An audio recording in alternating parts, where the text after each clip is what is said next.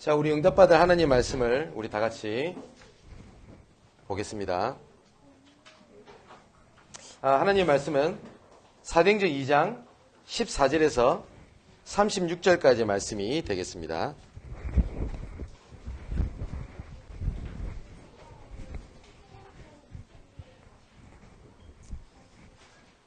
자, 우리 하나님 말씀은 사도행전 2장입니다.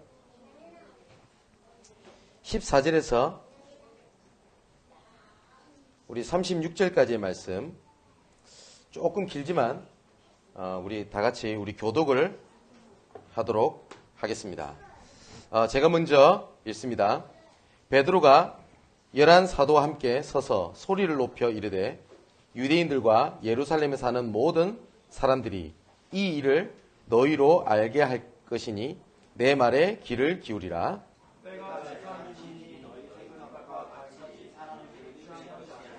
이는 곧 선지자 요엘을 통하여 말씀하신 것이니 일러스되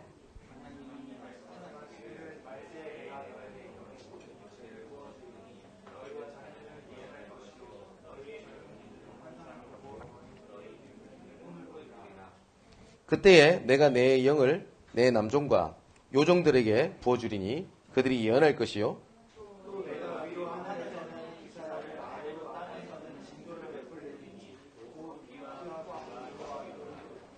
주의 크고 영화로운 날이 이르기 전에 해가 변하여 어두워지고 달이 변하여 피가 되리라.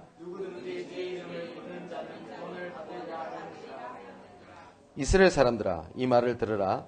너희도 아는 바와 같이 하나님께서 나사렛 예수로 큰 권능과 기사와 표적을 너희 가운데서 베푸사 너희 앞에서 그를 증언하셨느니라.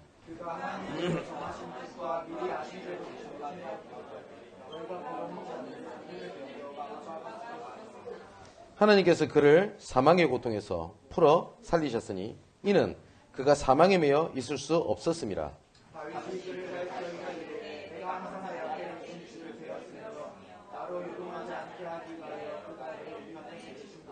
그러므로 내 마음이 기뻐하였고 내 혀도 즐거워하였으며 육체도 희망에 거하리니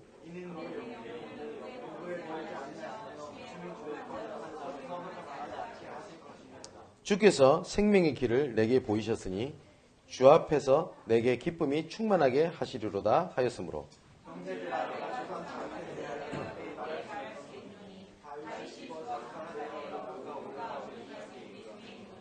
그는 선지자라 하나님이 이미 맹세하사 그 자손 중에서 한 사람을 그 위에 앉게 하리라 하심을 알고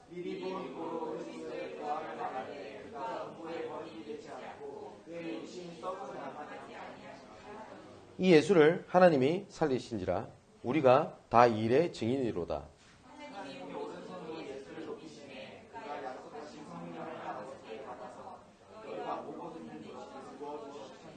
다윗은 하늘에 올라가지 못하였으나 친히 말하여 이르되 주께서 내 주에게 말씀하시기를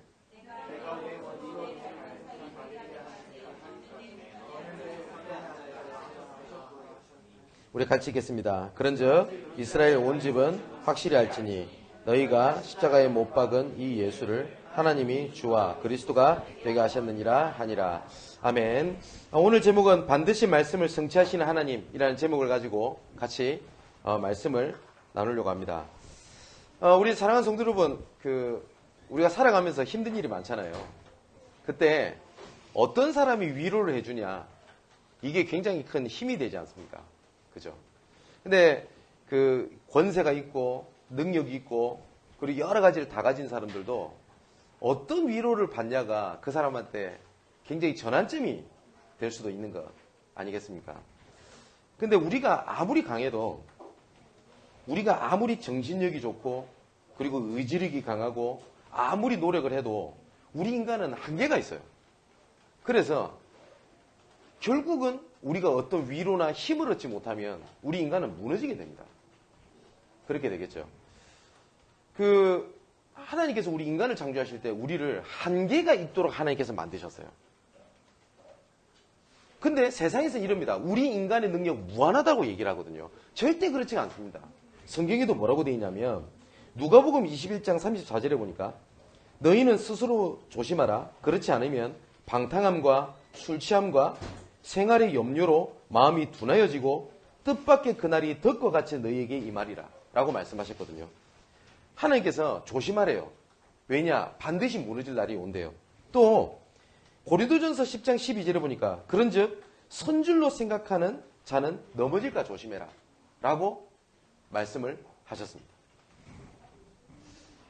우리가 고린도전서 1장 3절에서 그 말씀을 쭉 보면 하나님께서 계속 뭘 말씀하시냐면 위로라고 하는 단어를 계속 말씀을 하세요. 특히 3절에서 7절까지는 위로라는 단어를요 하나님께서 자그마치 10번이나 말씀을 하십니다. 어느 정도냐면 고린도전서 1장 9절을 보니까 이렇게 말씀하세요. 우리는 우리 자신이 사형 선고를 받은 줄 알았으니. 무슨 말이죠? 이미 난 죽었구나. 나 이 문제 때문에 끝났구나. 나는 할 수 있는 게 아무것도 없구나. 사형 선고를 받은 것처럼 느낀다는 거예요. 그때 우리는 우리로 자기를 의지하지 말고 오직 죽은 자를 다시 살리시는 하나님만을 의지하기 위하여 하나님께서 그런 한계 사형 선고와 같은 어려움을 주셨다라고 말씀을 하시는 겁니다. 여러분, 미국에서 가장 존경받는 대통령이 링컨이거든요. 근데 링컨 대통령이 암살을 당하지 않습니까? 근데 링컨 대통령이 암살을 당했을 때 그 소지품에 이게 있었다고 그래요. 그 아브라함 링컨의 자기 이름이 적혀있는 이니셜이 적혀져 있는 손수건 하나, 그리고 $5짜리 지폐, 그리고 신문 스크랩을 한 게 딱 하나가 있었대요. 링컨 주머니에. 그게 뭐라고 써 있었냐면 아브라함 링컨 가장 위대한 정치인 중 한 사람이라고 하는 제목의 신문 기사를 주머니에 넣고 다녔다고 합니다. 아브라함 링컨이면요 노예를 해방시키고 그리고 철인과 같은 면모가 있고 그리고 이 사람은 역대 대통령 중에서 가장 존경받던 인물이기도 합니다. 많은 사람들이 칭송을 하고 하는 이면에 뭐가 있었냐면 굉장히 적군도 많았어요. 그러니까 아브라함 링컨에게는요 뭐가 좀 필요하냐면 위로가 필요했었던 거예요. 그래서 그 어마어마하고 그 능력 있던 대통령도 주머니에 뭘 갖고 다니냐면 자기를 위로해주는 신문기사를 하나 들고 다녔던 겁니다. 아브라함 링컨 가장 위대한 정치인 중 한 사람이라고 하는 제목의 신문기사를 주머니에 놓고 다녔다고 그래요. 근데 아브라함 링컨도 백악관을 기도실로 만들었던 사람입니다. 그렇겠죠. 근데 아브라함에게 진짜 필요한 거는 뭐였냐면 진짜 위로였어요. 사랑하는 성도 여러분, 오늘 아까 말씀드렸던 고린도후서 1장 3절에 보니까 찬송을 이르다 그는 우리 주 예수 그리스도의 하나님이시요 자비의 아버지시요 모든 위로의 하나님이시며 우리의 모든 환난 중에서 우리를 위로하사 우리로 하여금 하나님께 받는 위로로서 모든 환난 중에 있는 자들을 능히 위로하게 하시는 이로다 라고 말씀을 하셨어요. 또 이사야 41장 10절에 보니까 하나님께서 우리에게 이렇게 말씀하셨습니다. 두려워하지 말라. 내가 너와 함께 함이라. 놀라지 말라. 나는 네 하나님이 됨이라. 내가 너를 굳세게 하리라. 참으로 너를 도와주리라. 참으로 나의 의로운 오른손으로 너를 붙들리라. 라고 말씀하셨습니다. 진짜 사람이 극한 어려움에 당하면요. 어떤 말도 위로가 안 됩니다. 그렇죠. 혹시 그래 보신 적 있나요? 저도 진짜 극한 어려움이 생기니까 주위에서 많은 분들이 위로를 해줘요. 제 주위에는 선배, 친구, 동기들이 목회자가 많을 거 아닙니까? 그러면 하나님의 말씀이 이렇게 돼 있다. 그리고 이번에 류 목사님께서 이렇게 말씀을 하셨다. 내가 이렇게 기도처를 보면서 이렇게 힘을 얻었다. 이 말이 제 귀에 하나도 안 들어와요. 왜냐? 너무 극하게 힘이 드니까. 그때 제 가장 친한 목사님께서 어떤 말을 하는데 위로가 되냐면요. 이런 얘기를 해요. 진 목사, 내가 무슨 말을 한들 니한테 위로가 되겠냐? 딱 그러더라고요. 그러더니 내 손을 딱 잡더니 가만히 있어요. 그래서 딱 한마디를 하더라고요. 내가 진짜 기도할게. 내가 무슨 말을 하는데 니한테 위로가 되겠냐? 근데 그 말이 그렇게 저한테 힘이 돼요. 위로가 되고. 근데 그 위로도요, 한계가 있잖아요. 근데 하나님께서는 뭐라고 말씀하시냐? 나는 위로하는 하나님이다. 내가 어려운 너희 오른손으로 내가 너를 붙잡아 주겠다. 이렇게 말씀을 하셨습니다. 자, 오늘 읽었던 말씀이 뭐라고요? 하나님께서는 위로를 약속을 하셨고 위로를 성취하시는 하나님이십니다. 그래서 가장 큰 하나님의 힘을 얻는 복된 시간이 되시기를 주님의 이름으로 축원을 드립니다. 하나님께서는 분명히 말씀을 주시면 그 말씀을 성취하십니다. 그리고 이미 우리가 하나님의 자녀이기 때문에 하나님의 언약의 여정, 정복의 여정이라고 하는 말씀의 성취 속에 우리 삶이 이미 들어와 있거든요. 그러면 하나님께서는 우리가 신앙생활을 어떻게 하기 원하시냐면 말씀 따라 인도받기를 원하시는 겁니다. 근데 많은 사람들이 교회를 다니면서 어떻게 하냐? 교회 가서 위로를 받았다, 힘을 얻었다, 나는 말씀을 들었다. 예, 들었어요. 그런데 이 말씀이 어떻게 내 삶 속에 성취가 되고 어떻게 하나님의 역사하고 가는지를 보지 못하고 신앙생활을 하는 겁니다. 그러니까 교회는 다니고 말씀은 듣는데 이 말씀이 살아있는 말씀으로 내한테 전혀 다가오지 못하는 거예요. 자, 그렇다면 오늘 본문에도 보니까 하나님께서 말씀 성취의 현장을 하나님께서 부어주신 겁니다. 요엘서에서 하나님께서 약속하셨던 성령 강림의 그 말씀이 오순절날 하나님께서 이 말씀이 성취되는 장면입니다. 그러니까 이 사람들이 막 술 취한 줄 알고 이런 줄 알았는데 그것이 아니라 하나님께서 요엘서를 통해서 하나님께서 약속하신 말씀이 지금 성취됐다라고 하는 것을 베드로가 말씀을 통해서 전달하는 장면이거든요. 우리가 말씀을 붙잡을 때 진짜 조심해야 될 게 있어요. 그게 뭐냐면 우리가 열매를 지금 당장 응답이 안 와도 괜찮아요. 제일 중요한 건 뭐냐면 내가 진짜 하나님의 언약의 자리 그리고 언약의 흐름 속에 있다면 반드시 그 말씀은 성취가 됩니다. 지금 당장 말씀을 붙잡았는데 되는 게 하나도 없어 보일 수도 있어요. 그런데 하나님의 말씀은요, 일평생을 두고 응답을 주시는 것들도 있습니다. 우리가 성전 이전 교육관 그 설립을 위해서 우리가 기도를 하잖아요. 그럼 우리가 기도할 내용도 많고 해야 될 일이 굉장히 많습니다. 아마 실무진들이라든지 우리 성도분들도 관심 있게 보시는 분 아실 거 아닙니까? 하면 할수록 해야 될 게 너무 많고 아닌 말로 경제적으로 들어갈 게 너무나 많고 그리고 해야 될 것 같은데 하지 못하는 한계에 부딪힐 것이 굉장히 많거든요. 못할 게 많을 겁니다. 그런데 우리가 말씀을 붙잡게 되면 하나님께서는 평생을 두고 하나님께서는 그리고 점차적으로 응답을 주시는 걸 확인하게 될 겁니다. 하나님께서 말씀을 주시고 바로 성취하시는 경우도 있고요. 나중에 점진적으로 응답하시는 걸 보게 하시는 것도 있고 일평생 잡아야 될 언약을 주시고 난 다음에 우리 세대가 아니라 우리 후대, 그 다음 세대를 통해서 하나님께서 응답을 하시는 경우들도 있어요. 자, 그렇기 때문에 우리가 말씀이 어떻게 움직이고 어떻게 성취되는지를 우리가 알기 위해서 조심해야 될 게 하나 있습니다. 그게 뭐냐면 내 상처, 내 환경, 그리고 재물, 그리고 여러 가지 물질, 이거 중심으로 돌아가는 것을 굉장히 조심하셔야 됩니다. 왜냐하면 이 사단은 하나님께서 말씀이 성취되는 것을 막지를 절대 못합니다. 사단이 하나님의 계획을 막지를 못하거든요. 그렇기 때문에 이 사단이 막는 게 뭐냐면 우리 눈을 막는 거예요. 눈앞에 응답이 하나님의 말씀 성취가 왔음에도 불구하고 그거를 못 보게 만드는 겁니다. 그 방법이 뭐냐? 상처예요. 상처를 기준으로 현재 미래를 보게 만듭니다. 그리고 내 환경입니다. 내 현실을 딱 보게 만들어요. 그래서 이렇게 보게 만듭니다. 하나님은 그 현실을 넘어서고 그 환경을 넘어서는 하나님이 증거를 응답을 주시려고 하나님은 계속 말씀을 주고 계시는데 이 사단은 내가 지금 눈앞에 죽을 것 같단 말이에요. 그래서 그걸 딱 보게 해서 그 다음에 하나님의 큰 계획을 못 보게 만들어버리는 겁니다. 그리고 물질 중심도 마찬가지예요. 그러면 이것은 결국 어떻게 되냐면 내 수준, 그리고 사람 중심, 그리고 내가 지금 눈에 보이는 경제 중심으로 뭘 보게 만드냐. 하나님의 말씀이 성취되는 걸 딱 눈에 못 보게 딱 만드는 겁니다. 사는 성도 여러분, 이럴 때가 혹시 있지 않아요?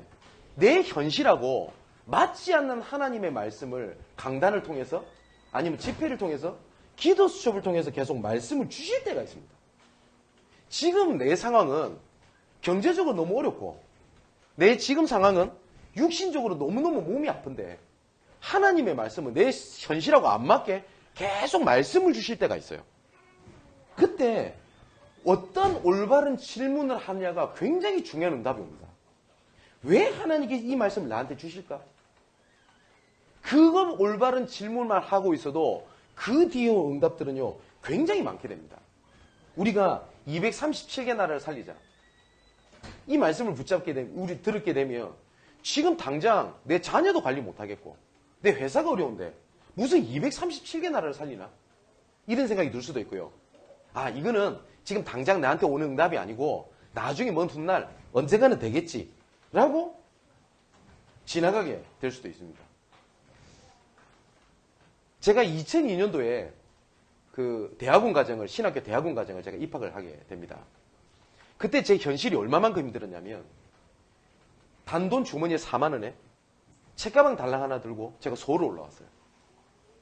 가정적으로도 얼만큼 문제가 많았냐면 아버지랑 제가 인연을 끊겠다고 생각을 하고 완전히 가정은 무너진 상태였습니다. 아예 가정 간에 교류가 없어요.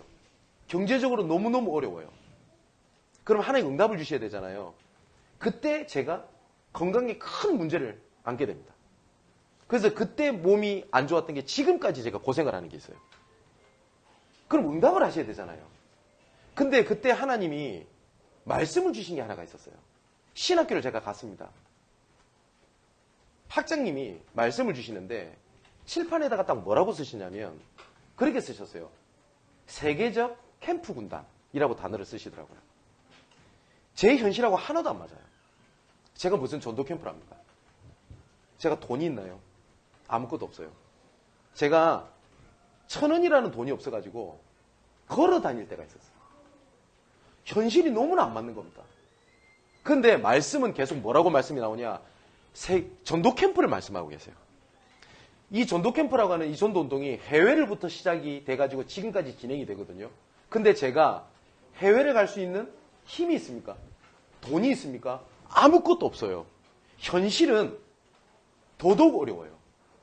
지금 당장 지방에 갈 수 있는 돈과 여건이 없는데 무슨 제가 할 수 있는 게 아무것도 없어요.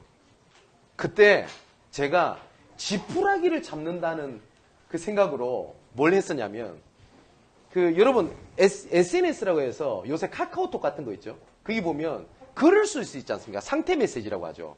거기다가 제가 뭐라고 썼냐면 나를 세계적 캠프 군단의 리더라고 불러주세요 라고 썼어요. 왜냐? 아무도 불러주는 사람이 없거든. 그때 제 현실은 아무것도 할 수 없는 상황이었는데 하나님 선교할 수 있는 그 캠프 군단의 한 리더로 하나님 나를 써달라고 그렇게 붙잡게 된 겁니다. 현실이 달라졌나요? 아니요. 전혀요. 문제는 계속 오는 겁니다. 근데 지금은 조금 안 좋게 표현하면요. 해외를 가기 싫어도 가야 돼요. 저는. 선교를 하기 싫어도 할 수 있는 자리로 하나님께서 저를 세우신 겁니다. 여러분, 내 현실과 내 상황이 부딪힐 때 우리는 거의 대부분이 뭘 붙잡게 되냐면 내 현실, 내 상황, 내 상태를 붙잡아요. 근데 하나님께서는 내 현실을 넘어서는 하나님의 말씀을 주실 때가 있어요. 우리 지난주에 욥기서를 말씀을 봤잖아요. 욥이 내 머리로, 내 수준으로 하나님의 계획을 하나도 이해를 못했어요. 욥이 했던 건 딱 한 가지였어요. 하나님, 내 상황은 이렇지만 내가 하나님, 내 입술로 하나님께 불신앙하지 아니하고 내가 하나님을 의지합니다. 그게 단 한 가지였어요. 우리가 말씀에, 하나님께서 말씀을 성취하시는데 아마 그럴 때가 굉장히 많을 겁니다. 내 현실과 내 상황과 내 상태와 맞지 않는 말씀을 계속 주실 거예요. 우리가 얼마만큼 다른 복음에 익숙해져 있냐면요. 저도 그럴 때가 되게 많았어요. 내가 힘이 되고 내가 은혜 받고 내가 기분이 좋으면 은혜가 되고 복음이고 나랑 안 맞으면 복음이 아닌 거예요. 제가 처음에 부목사를 가게 됐습니다. 제가 원해서 간 게 아니에요. 위에서 지시를 받고 제가 부목사를 갔어요.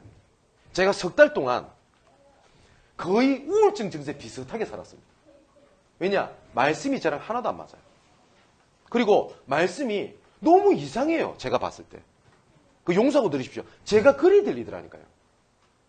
그런데 제가 저도 부목사다 보니까 그래도 은혜 받는 척을 해야 되고 그래도 웃는 척을 해야 되고 그래도 제가 청년들 랩런트를 담당하기 때문에 애들한테 힘을 줘야 되잖아요. 어떤 생각이 그때 들었냐면 나는 거짓말장이구나 하는 생각이 딱 들었어요. 내가 전혀 힘을 얻지 못하고 있는데 랩런트들에게 그리스도만 타다. 제가 거짓말장이잖아요. 그래서 제가 하나님 앞에 엎드린 것 중에 하나가 있었어요. 하나님은 살아계시고 하나님의 말씀이 살아 움직이는 것이 맞다면 하나님 저 청년들 후대 살림 말씀을 은혜를 나에게 달라고, 그 증거를 달라고, 그 현장의 문을 열어달라고. 근데 참 감사한 게 그때 하나님께서 문을 열어가시기 시작하셨어요. 그때 주셨던 응답이 지금까지 연결돼서 옵니다. 감사할 일이죠. 그때 하나님께 힘을 얻고 청년들이 있던 직장에 들어왔던 현장이 그때가 여의도였어요. 그 발걸음이 지금까지 하나님 교회를 세우는 응답을 하나님 주셨습니다. 자, 보세요. 하나님께서 나에게 주시는 말씀이 있거든요. 계속 이렇게 말씀을 듣다 보면 계속 내 마음에 부딪히는 말씀이 계속 올 겁니다. 그게 하나님께 나에게 주시는 말씀이거든요. 그것이 하나님께 나에게 주신 흐름입니다. 그래서 한 번 듣고 말게 아니라 계속 말씀을 듣다 보면 다른 사람은 그 말씀이 안 들리는데 나에게 들리는 말씀이 있다니까요. 제가 아까 말씀드렸지 않습니까? 신학교를 입학을 했었을 때 다른 학우들은 그 단어가, 그 말씀이 제목이 기억이 안 난대요. 제 동기들도. 근데 저는 세계적 캠프 군단이라고 하는 단어가 제 가슴 속에 들어와 있다니까요. 그 저한테 주신 말씀 아닙니까? 그죠? 그걸 보고 쉐마라고 합니다. 레마라고 합니다. 나에게 주신 말씀. 이 말씀을 계속 붙잡고 있으면 내 현실과 내 현실이 부딪힐 때가 있다니까요. 이때가 영적 싸움입니다. 근데 많은 분들이 이렇게 얘기를 해요. 내 코가 석자인데 하나님 계속 전도하라고 하는데요. 그래서 제가 이렇게 농담으로 한 적이 있습니다. 내 코가 석자면 내 코가 넉자인 사람한테 복음 전하면 될 거 아닙니까, 그러면? 그죠? 근데 우리는 하나님의 말씀이라고 하면서 내 현실을 더 강하게 붙잡고 있지 하나님의 말씀을 붙잡고 있지 못하는 겁니다. 하나님의 계획을 알겠는데 내가 지금 당장 굶어 죽을 것 같다. 그러면 굶어 죽을 각오해버리면 됩니다. 왜냐? 하나님은 살아계세요. 저는 하나님을 믿습니다. 초기에 우리 교회가 세워질 때 저는 교회를 세워야 되겠다는 생각이 1도 없었어요. 그리고 제가 미국에 사역을 갈 예정이 있었기 때문에 그 대기 시간이 점점 길어지더라고요. 한 1년 가까이. 그럼 놀면 뭐합니까, 목사가? 전도해야 될 거 아닙니까? 그래서 전혀 그 지역교회랑 부딪히지 않을 지역이 어딘가라고 생각을 했던 게 광화문, 마포, 여의도였어요. 그래서 제가 여의도를 그때 오게 된 겁니다. 그래서 여기에 이 지역을 향한 어마어마한 언약, 어마어마한 계획, 목표, 방향을 가지고 들어왔던 게 아니었었어요. 저는 잠시 사역을 하다가 가야 되는 사람인 겁니다. 근데 이렇게 쭉 하다 보니까 사람들이 만나지게 되네요. 그러면서 원치도 않았는데 교회가 이렇게 만들어져 있는 겁니다. 그러니까 좀 용서하고 들으세요. 어쩔 수 없이 이제는 목회를 해야 돼요. 근데 초기에 솔직히 어려운 일이 너무 많이 생기네요. 외부적으로, 내부적으로. 그러니까 아마 우리 교회 처음부터 저랑 같이 하신 분 아마 기억하실 거 아닙니까? 제가 좀 힘들어 보였는지 저한테 그렇게 얘기하시더라고요. 목사님 좀 좋은 자리 생기면 가래요, 저보고. 근데 제가 그때 그 말을 들으면 섭섭하고 그래도 나 끝까지 여기서 생명 걸 건데 같이 전도해야지 좀 마음이 좀 그렇고 그런 마음이 안 들고요. 고맙더라고요. 그 말이. 그래. 얼마나 내가 힘들어 보이고 안타까워 보이면 나를 위해 주는구나. 이 생각이 들어요. 그렇다고 제가 힘들다고 막 지역을 탁 뱅개치고 갈 수 있습니까? 근데 너무 힘들더라고요. 지금 와서는 말이지만. 너무 외로워요. 그리고 어디에서 말도 못하겠어요. 너무 외롭더라고요. 그럼 제가 힘들다고 교회 우리 성도 붙잡고 나 힘들다면서 울겠습니까? 안 되더라고요. 할 수 있는 게 아무것도 없었어요. 교회 장소가 없어요. 예배 드릴 공간이 없어요. 예배 드릴 수 있는 공간을 찾아보니 돈이 하나도 없는 거예요. 그래서 제가 예배당을 알아보다가 제 마음속에 결단을 한 겁니다. 뭘 결단을 했냐? 절대 불가능. 우리 교회는 절대 교회 건물 못 얻는다라고 하는 결론 나왔어요. 그러니까 저한테 낙심이 딱 되는 겁니다. 근데요, 사는 성도 여러분, 제가 몇 주 동안 계속 말씀드리지 않습니까? 응답 뒤에는 반드시 문제가 따라옵니다. 왜냐? 사단은 살아있기 때문에. 반대로 하나님의 계획이 문제를 통해서 포장이 돼서 오거든요. 그 뒤에는 반드시 응답이 있어요. 그래서 우리 교회가 예배를 드릴 수 있는 공간이 없기 때문에 주중에 우리 교회 성도들이 모일 수 있는 공간이 아무것도 없었어요. 그러면 우리는 문제지요. 수요예배, 금요예배 못 드립니다. 문제지 않습니까? 그때 제 머릿속에 어떤 생각이 들었냐면, 그렇다면 난 현장으로 간다. 어떻게 하냐? 수요일날, 금요일날 현장에서 만나면 되잖아요, 성도들이. 그죠? 현장 지구에서 만나면 될 거 아닙니까? 굳이 교회에 모여야 되나? 그 생각까지 들었어요. 지금 하나님 은혜를 주셔서 우리가 수요일날, 금요일날 모이죠. 우리 초기에는 모임 없었어요. 오후 예배 들을 공간이 없는데요. 그래서 어떻게 하냐? 현장으로 가는 거다. 그래서 그때 하나님이 제게 주신 은혜가 제가 서밋의 타임을 가질 수 있는 것은 무조건 현장을 가는 거였었어요. 경제적으로 어렵습니다. 경제적으로 어려운데 교회가 경제적으로 어려운데 어렵다는 말도 못해요. 그죠? 그러면 어떻게 하는 거냐? 현장을 가는 거였었어요. 아마 우리 성도분들 아실 거 아닙니까? 제가 지금 경제적으로 지금 어렵다, 이게 필요하다라고 제 입으로 단 한 번도 제 입으로 우리 성도들한테, 우리 지사님들한테 얘기한 적이 없을걸요? 제가 전 선교하러 가야 되는데 이 돈이 이렇게 필요합니다. 경제가 필요합니다. 단 한마디도 제가 말한 적이 없었을걸요? 그거는 저한테는 최고의 시간표였었어요. 뭐였냐? 하나님을 바라보지 않으면 저는 할 수 있는 게 아무것도 없었어요. 그게 하나님께 제게 주셨던 은혜입니다. 제게 하나님 주셨던 하나님의 현장이었고 그게 저한테는 말씀이었어요. 나는 현실이고 어려운 상황이고 문제라고 생각을 했는데 조금만 하나님 앞에 서게 되니까 그거는 하나님께서 나에게 주시는 메시지지 어려운 것이 아니라는 것을 제가 보게 된 거예요. 자, 하나님 계속 말씀을 성취하고 계십니다. 그래서 우리가 또 조심해야 될 게 뭐냐면 조급함이에요. 조급하면 안목이 좁아집니다. 저는 축구를 못합니다. 왜냐하면 발로 하는 운동이 안 돼요. 그래서 저는 축구를 할 때 공이 날라오면 당황이 됩니다. 무조건 공을 어디다 딴 데 차고 봐야 돼요. 근데 축구를 잘하는 사람은 딱 공이 올 때 우리 편이 어디에 있고 골대가 어디에 있고 상대편이 어디 있고 눈에 보이잖아요. 저는 조급하니까 그걸 볼 수 있는 눈이 없어요. 여러분, 초보 운전들 특징은 앞을 봅니다. 운전이 여유가 생기면 멀리 봅니다. 안목이 넓어지죠. 똑같이 영적으로 우리가 조급하게 되면 우리가 응답을 못 봐요. 그래서 작은 응답을 놓치지 말고 굉장히 소중히 여겨야 됩니다. 이 작은 응답이라는 것이 문제를 통해서 오고 이런 거 있잖아요. 이것도 응답이야? 라고 할 만큼 작은 것들 있지 않습니까? 이런 작은 것들을 소중히 여기면 완성된 응답으로 딱 오게 됩니다. 초대교회에 오순절날 오늘 본문의 마가다락방에 이 사람들이 모였었을 시에 이 응답이 로마로까지 번져졌을까 알았을까요? 몰랐습니다. 알았으면 분명히 성경에 나와 있겠죠. 근데 이 오늘 말씀 성취의 현장이 오늘 뭐라고 돼 있냐? 로마에서부터 나그네 이렇게 돼 있습니다. 근데 이게 누군지는 모릅니다. 브리스길라 부부일 수도 있고 아닐 수도 있습니다.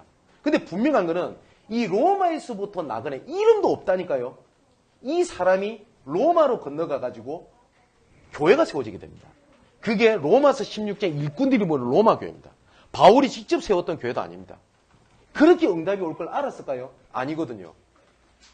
이 사람들 입장에서는 유대인이니까 어쩌다가 오순절날 행사를 치르기 위해서 모였던 장소가 마가다락방이었습니다. 그 작은 발걸음이 로마 복음의 응답이 된 거예요. 그래서 우리가 말씀을 딱 붙잡고요. 우리가 구분해야 될 게 있어요. 당장 해야 될 게 있어요. 그리고 점진적으로 천천히 되어질 것이 있고 일평생 붙잡아야 될 게 있습니다. 우리가 렘넌트 운동이다 했을 때 평생 붙잡아야 될 언약이 있고요. 지금 당장 해야 될 게 있어요. 제가 청년들을 담당을 할 때 청년들이 교회를 안 와요. 제가 부목사 때 보니까 교회는 한 400여 명 되는데 청년들은 기껏해 한 20명 모여가 앉아있는 겁니다.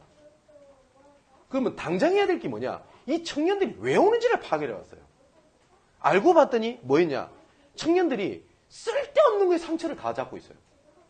뭐 조금 있잖아요. 교회에서 조금 좀 안 좋게 표현했다고 어른들이. 그럼 그 상처가 교회로 안 나와요. 그거 별것도 아닌데. 뭐 이런 거 있죠. 우리 청년이 어떤 뭐 좀 실수를 했어. 그러면 교회에서 저는 실수했단다. 우리 영적 문제인가 보다. 기도해 주자. 그런 말을 하지 말고 기도하시면 됩니다. 그런 얘기를 서로 얘기하다 보니 성도들이 알게 됐어요. 그러니까 이 청년이 교회를 못 나오는 겁니다. 그렇구나. 그래서 제가 당장 해야 될 것 청년들을 파악을 하는 거였잖아요. 그래서 제가 청년들의 지시를 했던 것이 있었어요. 그쪽 지역을 6군데의 지역을 나눠가지고 리더들을 일부러 제가 직접 세웠어요. 그러고 난 다음에 어떤 말도 교회에서 말리지 마라. 문제 아닌 거 교회에서 말 걸지 마라. 그리고 뭡니까? 좀 어떤 애가 좀 문제 생겼다. 문제 삼지 마라. 하나는 그 뒤에 응답을 찾아와라. 진짜 너희들 손으로 해결 못할 것 같으면 내한테 얘기해라. 그때 내가 해결하겠다고. 그것만 조금 했는데 청년들이 회복돼서 돌아옵니다. 그러니까 당장 해야 될 게 있고 점진적으로 찾아야 될 게 있고 일평생 잡아야 될 게 있단 말이에요. 자, 그래서 우리가 조급할 이유는 없어요. 왜냐? 우리가 1, 2년 살다가 그냥 확 죽어버릴 것 같으면 조급해야 됩니다. 근데 세계복음화는 일평생 해야 될 장길에 있거든요. 그 평생을 해야 될 것을 오늘 해야 될 것. 그리고 점진적으로 찾아야 될 것, 평생 붙잡아야 될 것 잡는 겁니다. 자, 말씀 성취 현장에서 진짜 또 제일 중요한 게 하나가 있습니다. 그게 뭐냐면 전체가 함께하는 영적 소통입니다. 베드로가 이것은 하나의 말씀 성취 현장이구나라고 하는 거를 베드로는 알아들어요. 분명히 붙잡아요. 근데 15개국에 있는 다른 사람들은 이걸 이해를 못합니다. 그래서 바울이 뭘 하는 거죠? 우리식으로 말하면 포럼을 하는 거예요. 형제들아, 우리가 술 취한 게 아니고 요엘서에 이렇게 말씀하신 거 있지? 이거 성취된 거다. 그리고 그리스도께서 죽으셨는데 이렇게 성취된 거다. 15개국 사람들이랑 뭘 하는 거냐? 영적 소통 포럼을 하는 겁니다. 만일에 그것이 없었다면 15개국 사람은 그냥 그대로 돌아가야 돼요. 왜 영적 소통이라는 게 중요하냐면요. 사랑하는 성도 여러분, 전도 운동에서 제일 중요한 게 뭔지 아세요? 우리 교회에 한 전도 잘하는 사람 한 4-5명 딱 있으면 전도가 되게 잘 될 것 같죠? 예, 잘 될 겁니다. 근데 전도 운동은 못해요. 전도는 할 수 있지 모르지만 전도 운동은 전체가 함께 가는 겁니다. 그래서 우리 교회에서 여름 성경학교 우리 랩런트들이 한다. 그럼 제가 이런 광고를 하잖아요. 어떤 모습인지 함께 하시라고. 필요하면 간식이라도 도와주시라고. 그래서 저도 유초등부에 필요한 것이 뭐냐. 그래서 제가 작년인가 재작년인가는 미니 프로젝트 필요해서 제 사비 틀어서 프로젝트까지 사줬어요. 왜냐면 전체가 함께 가야 되거든요. 생각을 해보세요. 우리 교회가 전도 캠프를 한다. 그러면 낮에 하겠죠? 그럼 학생들 못 옵니다. 맞죠? 직장인들 못 와요. 그러면 평상시에 우리가 전도할 수 있는 사람은 딱 몇 종류 있습니다. 첫 번째, 교역자. 맞죠? 두 번째, 주부. 세 번째, 실업자. 그럼 진짜 직장을 가지고 있는 중요한 제자들은 하나도 응답 못 받거든요. 그러면 그런 전도 캠프를 할 때 어떻게 전체가 함께 갈 거냐가 제일 중요한 키입니다. 그렇다면 우리가 성전을 이전한다? 교육관이 진짜 중요한 캠프가 되기 위해서는 뭘 어떻게 하는 거냐? 전체가 함께 가는 겁니다. 여기서 제일 중요한 게 뭐냐면 포럼입니다. 하나님의 말씀이 이렇게 선포가 됐는데 이 말씀이 어떻게 구석구석에 전달되고 성취가 되고 있는지를 확인할 수 있는 방법은 포럼 외에는 없어요. 근데 우리가 포럼을 오해하고 있는 거예요. 응답이 있다는 걸 포럼을 한다? 아닙니다. 힘들면 힘들다고 얘기를 하는 거예요. 모르겠으면 모르겠다고 얘기를 하는 겁니다. 오늘 본문에는 뭐라고 얘기를 하죠? 야, 쟤들 술 취했는갑다 라고 포럼했어요. 15개국 사람이. 그런데 그 영적 소통이요, 전체를 이끌어가는 겁니다. 우리 교회가 서로 화목하고 친했으면 좋겠습니다. 하지만 그것보다 더 끈끈해야 될 것이 뭐냐면 저는 말씀으로 끈끈했으면 좋겠습니다. 저희가 성품도 그런데 뭐 좀 부끄럼도 많고 그래서 잘 못하는 부분도 있습니다만은 아마 아시겠죠? 우리 처음부터 저랑 오래 같이 있었던 우리 강지사님이나 우리 육지사님이나 아마 아실 겁니다. 뭐 개인적으로 따로 만나가지고 저랑 커피 마시고 밥 먹고 얘기하고 놀고 그런 적 있나요? 없잖아요. 그럴 일 없었을 겁니다. 왜냐면 그럴 시간도 없었고 현장 뛴다고. 두 번째는 그거 가지고 원네스 된다면 조금 감정 상해 보면 끝날걸요? 근데 하나님 은혜로 말씀 따라 이렇게 온 것이 하나님 은혜입니다. 자, 사랑하는 성도 여러분, 이 말씀을 딱 붙잡고 있으면 그 다음부터 딱 달라지는 게 있어요. 뭐가 달라지냐면 정말 말씀 성취하시는 하나님의 말씀 붙잡게 되면 그때부터 기도가 달라져요. 그걸 보고 기도의 CVDIP라고 얘기를 합니다. 내가 말씀이 이렇게 흘러가는구나라는 걸 알게 되면 어느 날 내 영적 상태가 변해 있다는 사실을 알게 돼요. 그게 뭐냐면 응답의 자리, 응답의 흐름 속에 내가 딱 들어와 있다는 사실을 알게 됩니다. 어떤 사람은 조금 했는데 응답이 되는 사람이 있는가 하면 어떤 사람은 모든 메시지를 다 줬고 막 적고 하는데 안 되는 사람은 안 돼요. 그럼 많이 듣지 말라는 말이 아니에요. 중요한 건 뭐냐면 어떠한 자리, 어떤 흐름 속에 있느냐가 더 중요해요. 어떤 교회에서는 매주 전도 캠프하고 매주 전도하러 나가는데 전도 운동이 안 되는 교회들이 있습니다. 실제로. 그런데 그런 거 없어요. 전혀. 근데 전도가 계속 되는 교회가 있습니다. 그거는 전도의 흐름 속에 있냐, 전도의 흐름 속에 있지 않냐라는 그 차이지 전도를 많이 한다는 차이가 아니란 말이에요. 그죠? 그래서 우리 교회가 나중에 뭐 전체적으로 캠프 할 일도 있겠습니다만은 굳이 저는 캠프를 하기 위해서 전체를 모아가지고 여러분들의 시간을 뺏고 할 마음은 저는 조금도 없습니다. 흐름을 바꾸면 전도운동은 되게 돼 있어요. 똑같이 기도도 마찬가지입니다. 기도가 응답의 자리에 내 영적 상태가 딱 오게 되면 그때부터 응답은 시작됩니다. 그때부터 뭐가 되냐? 나는 응답을 받으려고 한 것이 아닌데 그때부터 응답이 되어지기 시작을 해요. 하나님의 자녀가 응답을 쫓아가기 시작하면 그 순간부터 동기, 불신앙, 인본주의를 쓰게 돼요.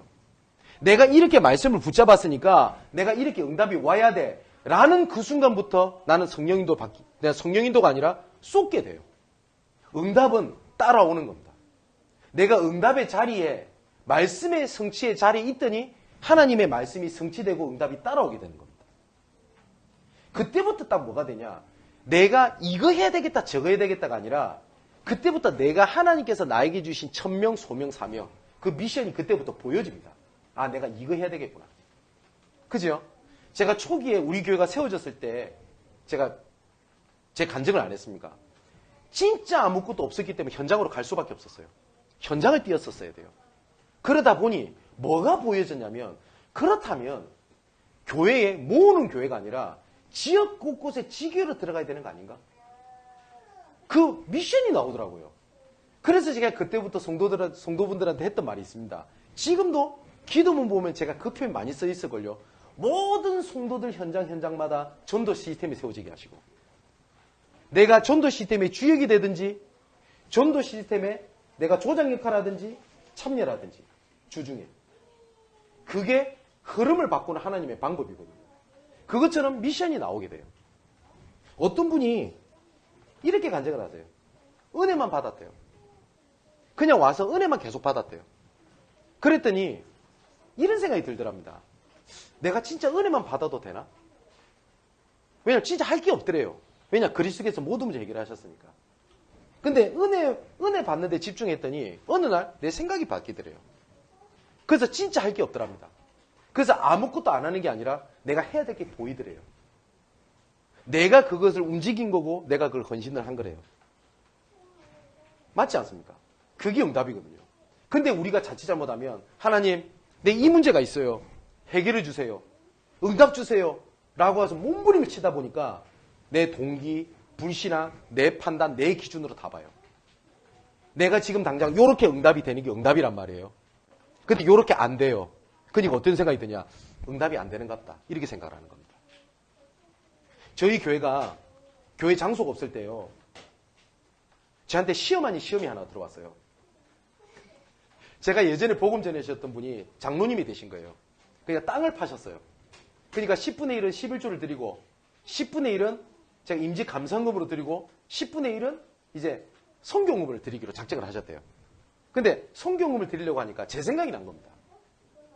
왜냐하면 제가 복음 전했던 분이라서 저도 까먹고 살았는데 그래서 이분이 돈을요 진짜 현금 다발로 가지고 저를 만나러 오신 거예요. 그래서 땅을 파셨길래 목사님 생각나서 목사님 교회에 헌금하고 싶어서 이렇게 찾아왔습니다 라고 얘기를 하는데 제가 그 순간요 그 머리 나쁜 제가 머리가 그렇게 빠르다는 걸 그때 느꼈습니다. 딱 뭐라고 질문했냐, 천마디가. 얼만데요? 라고 물어봤어요. 그러니까 2억이 넘어요. 그러니까 제 머릿속에요. 이거는 어떻게 임대하면 되겠고, 어떻게 인테리어하면 되겠고, 뭐 사면 되겠고, 그 몇 초 상간에 머리가 팍팍 돌아가는 겁니다. 그 머리 나쁜 제가, 수학 못하는 제가. 근데 순간 이분이랑 대화를 하는데 그 생각이 들어요.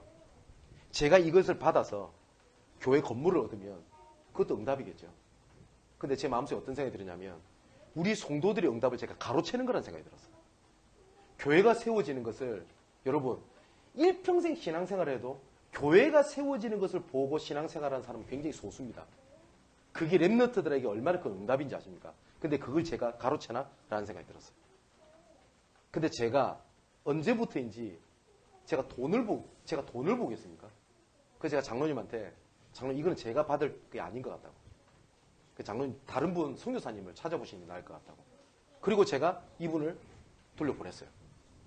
그러고 난 다음에 부족하고 연약함이 보이지만 이 장소 하나님은 은혜를 주신 겁니다. 정말 하나님께서. 사랑하는 성도 여러분, 되어지는 게 하나님의 응답이지 요렇게 응답이 되는 것이 맞아라고 생각하면 그때부터 내 불신앙, 동기, 인본주의가 다 나오게 돼요. 자, 이제 우리가 첫 번째 뭐냐, 말씀 붙잡을 때 놓치지 말 때가 세 가지가 있거든요. 근데 가장 많은 사람들이 심지어 목사님들조차 이런 분이 있거든요. 말씀에 나올 때 단어를 가지고 굉장히 무슨 의미를 부여하는 게 있어요.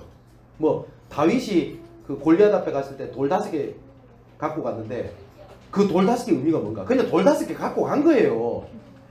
그런 거 단어에 신경 쓰다가 진짜 중요한 핵심 놓칠 뻔하면 안 됩니다. 그죠? 그리고 두 번째 뭐냐면 말씀의 배경입니다. 왜 하나님께서 어떠한 배경 속에 이 말씀을 주셨는지. 아브라함에게 하나님께서 창세기 12장에 말씀을 주셨는데 아브라함이 의식주 문제에 빠져 있어야 됩니다. 맞죠? 당장 굶어 죽을 판에 하나님께서 뭐라고 말씀하셨냐? 내가 내게 지시할 땅으로 가라. 내가 너를 복의 근원으로 삼겠다. 아브라함이 이 말을 처음에 못 알아들어요. 그래서 결국은 어떻게 인도받게 되죠? 점점 기근이 들어서 가나안으로 가지 않고 애굽으로 가게 됩니다. 그래서 개고생을 하죠. 결국은 아브라함을 하나님께서 어디로 인도하시죠? 가나안으로 인도하시죠. 또 창세기 37장에 요셉이 어떠한 배경 속에서 하나님 말씀을 주셨죠? 배경이 좋았나요? 가정 불화, 그죠? 형제들 간의 문제, 죽음의 위기, 이럴 때 하나님께서 요셉에게 언약을 주신 겁니다. 10편 23편에 여호와는 나의 목자신 이에게 부족함이 없으리로다. 다윗이 왕궁에 앉아가지고 편할 때 썼던 고백이 아닙니다. 뭐죠? 쫓겨다닐 때입니다. 그러면 우리는 이렇게 생각을 해요. 내가 편하고 내가 문제가 없어야지 내 예배를 드리고 말씀을 듣겠지. 그게 사단이 준 속임수잖아요. 욥이 지난주 우리 말씀할 때 뭐라고요? 하나님의 말씀 붙잡혀서 옷을 찢고 머리를 밀고 입술로 범죄치 아니하고 하나님 앞에 예배하면서 고백했던 것이 뭐냐? 내가 주신 자도 여호와시요 취하신 자도 여호와시니 여호와께서 영광을 받으십시오. 자, 배경입니다. 그게.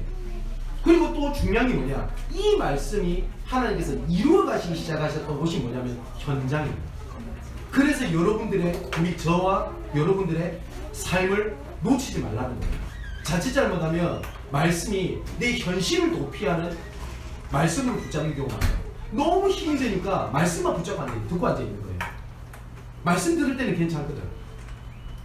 근데 그러면서 자꾸 어떻게 하냐, 내 현실, 내 상황을 자꾸 밀어내는 거예요. 아니에요. 우리 랩런트들에게 부탁하고 싶은 게 있어요. 공부 힘들어요. 뭐 세상에서 저는 제일 헛소리를, 세상에서 공부가 제일 쉬웠어요. 제일 헛소리라 생각합니다. 세상에서 제일 힘든 게 공부 맞는 것 같아요. 힘들 거예요. 그런데 이걸 밀어내면요, 어떻게 되는지 아세요? 그 시기 때 하나님이 현장을 밀어내는 거예요. 이해되십니까? 제가 우리 청년들한테 그런 말을 많이 해요. 하나님을 거룩한 백수로 원하지 않는다. 직장 생활을 하고. 그 말은 돈 벌으라는 말이 아니에요. 청년 시기 때 경제활동 해야 될 시기 맞거든요. 근데 은혜 받는 게 좋아서 아침에 가도 교회 있고 점심에 가도 교회 있고 저녁에 가도 교회 있고 그 제자 아니에요. 현실 도피예요. 직장으로 들어가세요. 맞죠? 현장으로 들어가세요. 그게 하나님께서 말씀 성취하신 하나님의 방법입니다. 자, 이제 결론을 맺을게요. 하나님의 말씀이 이렇게 반드시 성취되기 때문에 뭘 가지셔야 되냐? 말씀을 붙잡고 힘을 얻는 서밋함을 가지시라. 그러면 내가 할 수 있는 게 나와요. 아까 말씀드렸듯이 제가 할 수 있는 서밋타임이 뭐냐면 현장을 무조건 가는 거예요. 자, 그러면 서밋 자세 어떻게 갖추는 겁니까? 그 하나님의 말씀에 힘을 얻고 예배 회복을 하기 위하여 뭘 하는 거냐? 내 자세를 갖추는 거예요. 내가 예배가 안 되는 이유가 뭐냐? 내가 토요일날 늦잠 잔다. 그럼 일찍 자세요. 그게 서밋 자세예요. 응답 받을 수밖에 없는 조금만 자세를 준비하게 되면 하나님은 응답을 쏟아붓습니다. 아마 하나님께서 부르시는 그 순간까지 저는 현장을 들어갈 겁니다.